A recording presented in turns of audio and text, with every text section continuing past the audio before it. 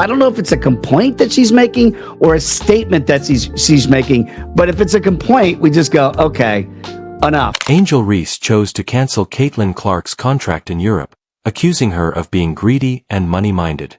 This girl has been on a personal mission to bring Caitlin down for the entire season, whether it's through trash-talking, which is essentially her brand at this point, or using the race card to say that Caitlin only attracts attention because of her skin color, not to mention the physical attacks. If basketball had a WWE division, Angel would be in the Hall of Fame by now. Angel Reese has things to say. She says that, and again, she can't decide if she wants to be the villain or not. One day she's the victim. One day she's saying things that make her villainous. She says that she wants to bring trash talk to women's basketball. However, now that Caitlin is leaving and packing her bags to go to Europe in order to finally receive what she is entitled to, Angel simply cannot stand it and accuses others of being greedy. The funniest part is that Angel is now complaining about her own pay and the exorbitant $8,000 rent she must pay. At this point, the hypocrisy is almost artistic. He ain't pays them bills, baby. I just hope y'all know, the WNBA don't pay my bills at all. I don't even think that pays one of my bills. Angel Reese is out there pretending to be the WNBA's moral compass and accusing Caitlin Clark of being greedy for considering taking a deal in Europe. The irony is so blatant that it could be cut with a butter knife. Angel claiming that someone else is overly preoccupied with money. It's hilarious that the queen of I'm broke is pointing the finger at Caitlin for wanting a salary that truly matches her talent. This is the same Angel Reese who can't spend 5 minutes without bringing up the fact that her WNBA salary doesn't even cover her $8,000 rent. Now, obviously, she's cashing in with endorsements and all of that. But, you know, isn't there an incentive? If you're in the NBA and you've got a guaranteed contract of $10+ million, whatever, you don't necessarily have an incentive to go out and make headlines. This isn't about Caitlin being greedy. It's just envy. Let's not act like Angel has a halo over her head. Caitlin is hitting records like she's on a mission to become one of the biggest names in women's basketball, and Angels are all saying, oh, Caitlin is just ungrateful for not sticking around with the WNBA. Caitlin is the one receiving an underpayment for breaking records, and Angel is upset because she's looking to Europe for a respectable salary because they see her value and are prepared to pay her appropriately. It's just some of this other stuff. I don't know if it's a complaint that she's making or a statement that she's making, but if it's a complaint, we just go, okay, enough. Talking smack though, what is she doing exactly? Oh, she's busy doing modeling jobs and sharing selfies on Instagram, and she's more focused on her next fashion deal than basketball. I have nothing against that hustle, but you can't be out here accusing Caitlin of pursuing money when you're actually making a fortune by posing in costumes. However, Caitlin, who is only interested in the game, is the antagonist for seeking a better deal.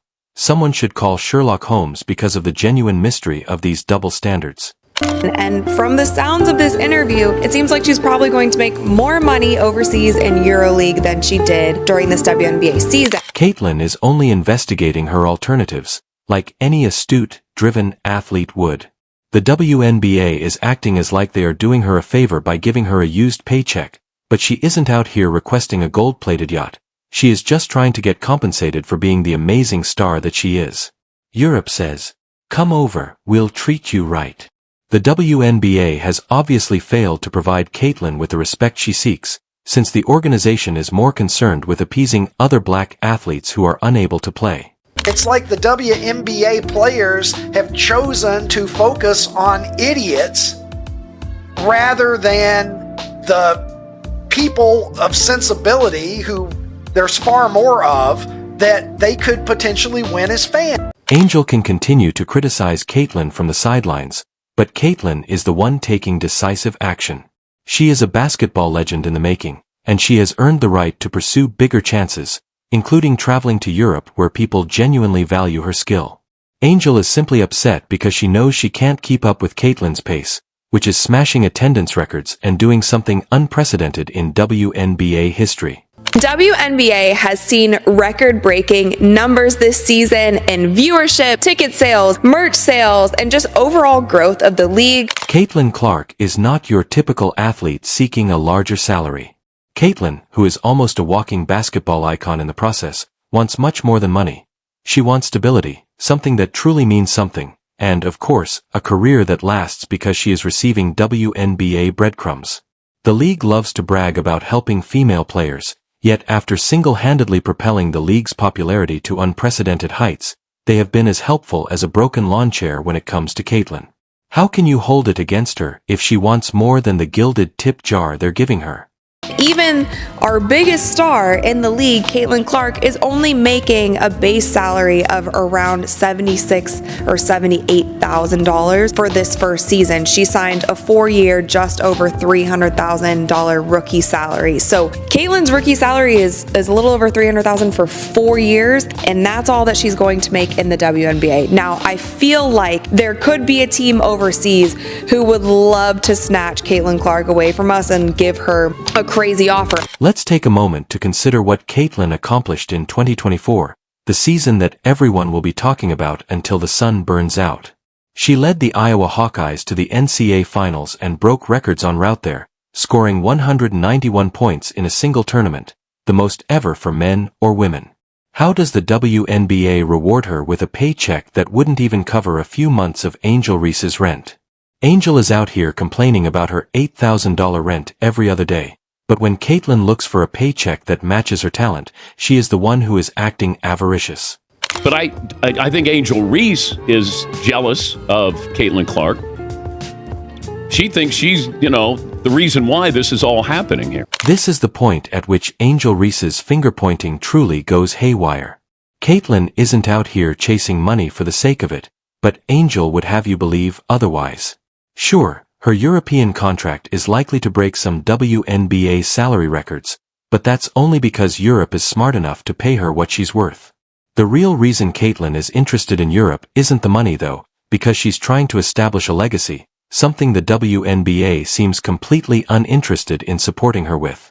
For example, during her rookie season alone, she sold out arenas, entire seasons, cities, and her jersey, not to mention one of the league's hottest items, that doesn't even begin to list. Sales of WNBA merchandise are up over 500% versus the same period last year, with fan gear sales over the first half of the season at the highest in league history. Player-specific merchandise, including jerseys and t-shirts, have seen a staggering 1,000% increase in sales. Additionally, sales of league-specific merchandise like the popular orange WNBA hoodie are also up 200%. The top-selling WNBA player merch, Caitlin Clark, #1 in jersey. However, the WNBA is more concerned with punishing its players than with genuinely assisting them in creating a future. They want their finest players to persevere through a demanding season without even access to adequate mental health resources. Caitlin is obviously searching for something greater because she must balance playing at her best with no help from those who should be supporting her.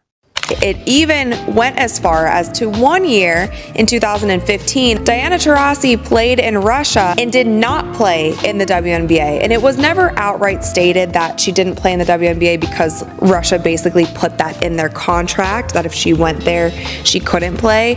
But that was pretty much what everybody thought happened because Russia paid Diana Taurasi at that time $1.5 million salary. Examine one of the best WNBA players ever. Diana Taurasi even left the league for a season in 2015 after receiving an offer of $1.5 million to play for a Russian team, which was more than 10 times her WNBA salary. Caitlin is not naive. She understands that Europe is providing a genuine opportunity for a future, something that the WNBA declines to offer. Now, it's not out of the norm for WNBA players to play during the regular season and then during their off-season play overseas. This is something that has been happening for the entirety of the WNBA. Additionally, Angel Reese's shady politics against Caitlin Clark have been going on for so long that it's beginning to resemble an unending reality TV drama for which no one was asked. The jealousy is so intense that it nearly drips off the court and is visible to everyone. Angel's entire tactic of making allegations, increasing the level of hostility, and attempting to bring Caitlin down at every opportunity is not only clumsy, It is obvious that she is unable to cope with seeing another player surpass her, and Caitlyn's success is sending her into a downward spiral. We're not allowed anymore to show the number one draft pick in the WNBA draft as opposed to Angel Reese, a woman who can't run. I mean, next time you watch Angel Reese play, yes, she can play. She's a good player, but she can't run. But we're not allowed to show the number one pick in the draft, the most dynamic player, including everybody. Why? Well, because it's racist. Yes, it's racist according to the... Recall the entire racial scandal that Angel caused. That was very awful. After the game, Angel used the race card to try to paint Caitlyn and her supporters as the bad guys for accusing her of assaulting Caitlyn. It was a complete publicity hoax, and the ensuing hysteria was precisely what Angel intended that entire time. Fiasco was a premeditated attempt to draw attention away from Angel's subpar performance on the court, not about justice or calling out bad behavior. She thinks she's, the reason why this is all happening here. Caitlin Clark was going to get eyeballs whether she played against Angel Reese in LSU or not. 4 years, Angel's jealousy has been evident. Instead of giving Caitlyn her flowers, Angel gets more passionate when Caitlyn wins more records. For example, in 2023, Caitlyn made history by winning back-to-back 40-0 triple-doubles in the NCAA tournament.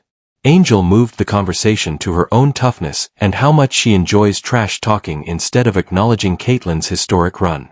It seems as though Angel is allergic to giving Caitlyn any credit. She would much rather create drama and maintain her position in the news.